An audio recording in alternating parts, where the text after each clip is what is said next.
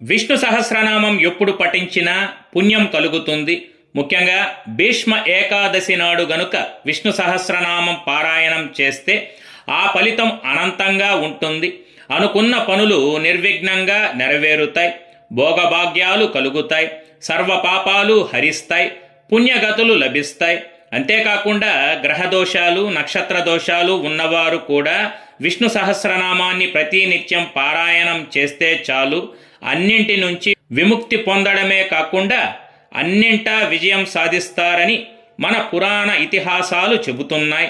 ఒకవేళ ప్రతినిత్యం విష్ణు సహస్రనామం గనుక పారాయణం చేయలేకపోతే కనీసం శ్రీరామ రామ రామేతి రమే రామే మనోరమే సహస్రనామ తత్తుల్యం రామనామ వరాననే అనే శ్లోకాన్ని 3 సార్లు ఉచ్చరించినట్లయితే అంతే ఫలితం కలుగుతుంది. ఓం నమో నారాయణాయ.